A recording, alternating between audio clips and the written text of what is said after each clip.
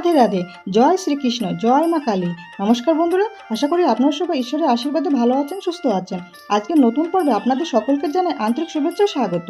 আগামী 16 মে 2026 বাংলার পয়লা জ্যৈষ্ঠ 1433 বঙ্গাব্দ শনিবার বছরের শ্রেষ্ঠ ফলহারিণী অমাবস্যা। সনাতন হিন্দু শাস্ত্র মতে জ্যৈষ্ঠ মাসের এই অমাবস্যাকে অত্যন্ত পবিত্র দিন হিসাবে দেখা হয়। এই তিথিকে শুধু আধ্যাত্মিক দৃষ্টিতে নয়, কালী পূজা, পিতৃতর্পণ এবং ব্রত পালনের জন্য অত্যন্ত শুভ বলে মানা হয়। এই দিনে লক্ষ্মী নারায়ণের পূজা, মহাদেব শিবের পূজা, মা কালীর বিশেষ পূজা এবং শনিদেবের পূজা করা হয়। ফলহারিণী পূজার মাধ্যমে শুধু মা কালী নয়, নারী শক্তির মাতৃত্ব ও আত্মত্যাগের প্রতি শ্রদ্ধা প্রকাশ করা হয়। ঠাকুর শ্রীরামকৃষ্ণ এই দিন সারদা মাকে কালী রূপে পূজা করেছিলেন। সেই আদর্শকে আমাদের ঘরে আনাই হলো এই পূজার আসল উদ্দেশ্য।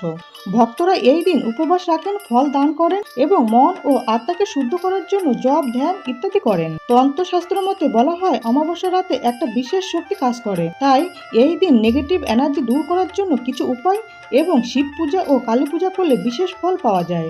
এই দিনে গঙ্গা স্নান ও অন্যান্য পবিত্র নদীতে স্নান করলে সমস্ত পাপ নাশ হয়। জ্যৈষ্ঠ মাসে গঙ্গা স্নান অনেকেই প্রতিদিন করে থাকেন, তবে ফলহারিণী অমাবস্যায় স্নানের গুরুত্ব সবচেয়ে বেশি। শাস্ত্র অনুসারে ফলহারিণী অমাবস্যা তিথিতে বিভিন্ন ধরনের পুজো এবং জ্যোতিষ ও তন্ত্র মতে নানান ক্রিয়া করা হয়। বন্ধুরা, আজকের এই পর্ব থেকে আমরা জানবো জ্যৈষ্ঠ মাসের অমাবস্যা অর্থাৎ ফলহারিণী অমাবস্যা তিথি কখন শুরু, কখন শেষ, ও অমাবস্যা নিশি পালন, ব্রত উপবাস কোন দিন করবেন এবং অমাবস্যার দিন গঙ্গা স্নান ও দানের সব থেকে শুভ সময় কখন থাকতে চলেছে। এছাড়াও আমরা জেনে নেব অমৃত যোগ ও মহেন্দ্র যোগের সময়সূচি এবং মাকে পূজা করার সব থেকে শুভ সময় কখন থাকতে চলেছে। এই সবকিছু আমরা জেনে নেব আজকের এই পর্ব থেকে। বন্ধুরা, জ্যৈষ্ঠ মাসে অমাবস্যা অর্থাৎ ফলহারিণী অমাবস্যার দিনটি পড়েছে 16 মে 2026 বাংলার পয়লা জ্যৈষ্ঠ 1433 বঙ্গাব্দ শনিবার। এটি জ্যৈষ্ঠ মাসের অমাবস্যা, যা জ্যৈষ্ঠ মাসের কৃষ্ণপক্ষের অমাবস্যা অর্থাৎ শ্রী শ্রী ফলহারিণী কালিকা বা ফলহারিণী কালী পূজা। অমাবস্যা তিথি আরম্ভ হবে 15 মে 2026 বাংলার 31শে বৈশাখ 1433 বঙ্গাব্দ শুক্রবার শেষ রাত 4:03 থেকে এবং অমাবস্যা তিথি সমাপ্ত হবে 16 মে 2026 বাংলার পয়লা জ্যৈষ্ঠ 1433 বঙ্গাব্দ শনিবার রাত 1:51। এই দিনে অর্থাৎ 16 মে 2026 বাংলার পয়লা জ্যৈষ্ঠ 1433 বঙ্গাব্দ শনিবার অমাবস্যার ব্রত, উপবাস ও নিশি পালন একই দিনে পালিত হবে। এই দিন ভরণী নক্ষত্র থাকবে বিকাল 5:32 পর্যন্ত এবং কৃত্রিকা নক্ষত্র ও সৌভাগ্য যোগ থাকবে সকাল 10:17 পর্যন্ত এবং চতুষ্পাদকরণ থাকবে দুপুর 2:56 পর্যন্ত। এই দিন অর্থাৎ 16 মে 2026 বাংলার পয়লা জ্যৈষ্ঠ 1433 বঙ্গাব্দ শনিবার পালিত হবে শ্রী শ্রী ফলহারিণী কালিকা পূজা বা ফলহারিণী কালী পূজা। এই দিন অমৃত যোগের সময় থাকবে দুপুর 3:36 থেকে সন্ধ্যা 6:07 মধ্যে, রাত 7:42 মধ্যে ও রাত 11:16 থেকে রাত 1:22 মধ্যে এবং রাত 2:48 থেকে ভোর 5টার মধ্যে। এই দিন মহেন্দ্র যোগের সময় থাকবে সকাল 5:48 মধ্যে এবং সকাল 9:22 থেকে দুপুর 12:04 মধ্যে। ফলহারিণী কালিকা পূজা বা ফলহারিণী কালী পূজার দিন মা কালীকে পূজা করার সব থেকে শুভ সময় থাকতে চলেছে রাত 1:51 মধ্যে শ্রী শ্রী ফলহারিণী কালী পূজা।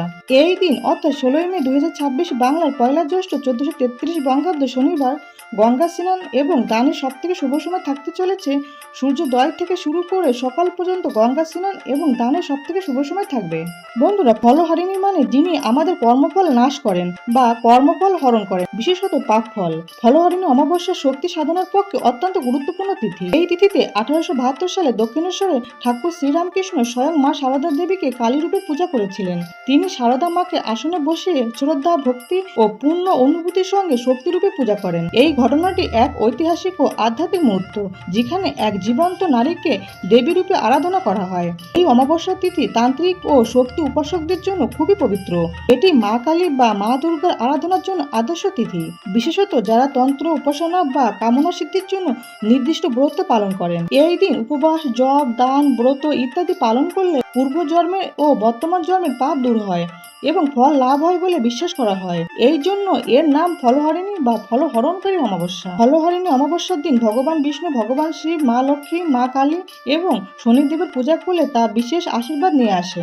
এছাড়া ফলহারিণী অমাবস্যায় পূর্বপুরুষদের উদ্দেশ্যে তর্পণের পাশাপাশি দানের বিশেষ মাহাত্ম্য রয়েছে। পূর্ণ অর্জনের সুযোগ প্রদান করে এই ফলহারিণী অমাবস্যা।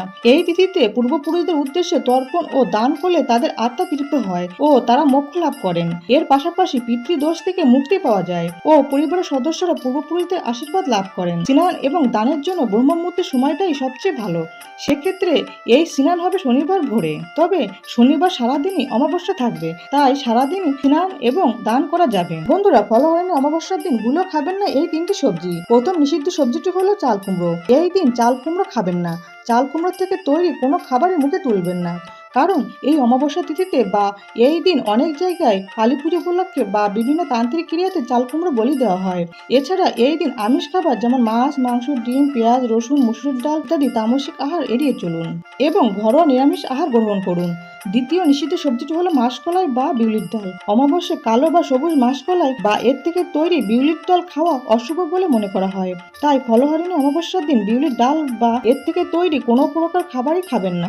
এই দিন ঘরে বা বাইরে বিউলির ডাল দিয়ে তৈরি কচুরি, ধোসা, রসবড়া বা কোনো প্রকার ভাজাভুজি খাওয়া থেকে এড়িয়ে চলুন। এছাড়া নেশাজাতীয় কোনো প্রকার খাবারই এই দিন গ্রহণ করবেন না। যারা নিয়মিত নেশাজাতীয় কোনো খাবার গ্রহণ করেন, ফলহারিণী অমাবস্যার দিন অন্তত ব্রত পালনের সময়ে এইগুলি গ্রহণ না করাই ভালো। এছাড়া ফলহারিণী অমাবস্যা পালনের সময় পরনিন্দা, পরচর্চা, মিথ্যা কথা বলা, ক্রোধ, কলহ সম্পূর্ণরূপে নিষিদ্ধ।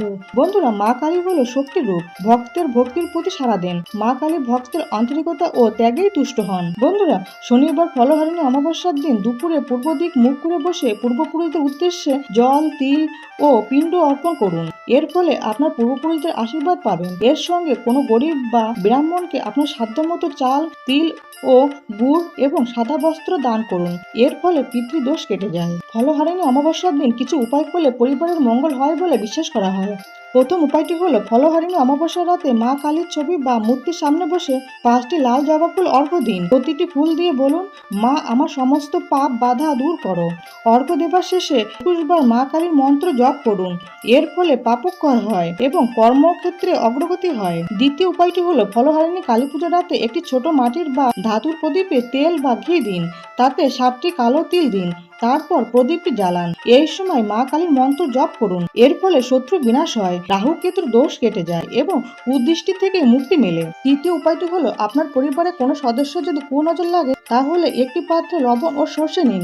পরিবারের ওই সদস্যের মাথার উপর দিয়ে 7 বার ঘুরিয়ে নিয়ে বাইরে দক্ষিণ দিকে ফেলে দিন। এরপর মা কালীর সামনে প্রণাম করুন। এর ফলে কুনজর ও অশুভ শক্তি দূর হয়। বন্ধুরা, হিন্দু শাস্ত্র অনুসারে ফলহারিণী অমাবস্যার দিন তৃতীয় যে সবজিটি খেতে নিষেধ করা হয়েছে সেটি হলো কুমড়ো। কুমড়ো খেতে সুস্বাদু হলেও এটি একটি নিষিদ্ধ খাবার এবং ফলহারিণী অমাবস্যার দিন বিভিন্ন উদ্দেশ্যে কুমড়ো বলি দেওয়া হয়। তাই এই দিন বাড়িতে কুমড়ো রান্না করবেন না এবং তা কোনোভাবে খাবেন না। এছাড়া এই দিন সকল প্রকার ঘোরকর্ম তথা চুলদাড়ি ও নখ কাটা থেকে বিরত থাকুন।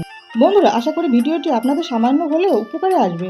ভগবান কৃষ্ণ, ভগবান শিব এবং মা লক্ষ্মী ও মা কালীর কৃপায় আপনারা সবাই ভালো থাকুন, সুস্থ থাকুন এই প্রার্থনা করি। আজকের ভিডিওটি আজ এই পর্যন্ত। সবাই খুব ভালো থাকবেন, সুস্থ থাকবেন। দেখা হচ্ছে আগামী পর্বে। জয় ভগবান কৃষ্ণ, জয় শিব শম্ভু, জয় মা লক্ষ্মী, জয় মা কালী। রাধে রাধে।